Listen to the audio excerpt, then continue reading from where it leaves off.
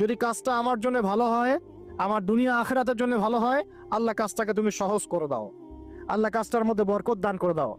আর যদি এই কাজটা দুনিয়া আখিরাতের জন্য খারাপ হয়, আল্লাহ তুমি কাজটাকে সরায় দাও, আমাকেও কাজটা থেকে সরায় দাও। এটা হচ্ছে ইস্তেখারা। এই দোয়া বেশি বেশি করলে ইনশাল্লাহ আল্লাহর পক্ষ থেকেই ফয়সালা হবে। আর এই জায়গায় বেশি ব্যতিব্যস্ত হবেন না।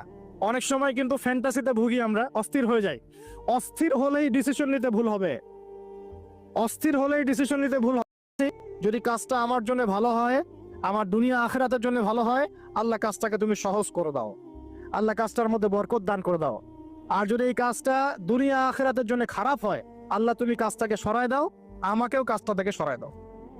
এটা হচ্ছে ইস্তেখারা। এই দোয়া বেশি বেশি করলে ইনশাল্লাহ আল্লাহর পক্ষ থেকেই ফয়সালা হবে।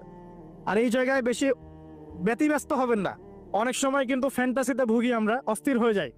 অস্থির হলেই ডিসিশন নিতে ভুল হবে, অস্থির হলেই ডিসিশন নিতে ভুল হবে। যদি কাজটা আমার জন্য ভালো হয়, আমার দুনিয়া আখিরাতের জন্য ভালো হয়, আল্লাহ কাজটাকে তুমি সহজ করে দাও, আল্লাহ কাজটার মধ্যে বরকত দান করে দাও। আর যদি এই কাজটা দুনিয়া আখিরাতের জন্য খারাপ হয়, আল্লাহ তুমি কাজটাকে সরায় দাও, আমাকেও কাজটা থেকে সরায় দাও। এটা হচ্ছে ইস্তেখারা। এই দোয়া বেশি বেশি করলে ইনশাল্লাহ আল্লাহর পক্ষ থেকেই ফয়সালা হবে। আর এই জায়গায় বেশি ব্যতিব্যস্ত হবেন না। অনেক সময় কিন্তু ফ্যান্টাসিতে ভুগি আমরা, অস্থির হয়ে যাই। অস্থির হলেই ডিসিশন নিতে ভুল হবে, অস্থির হলেই ডিসিশন নিতে ভুল হবে।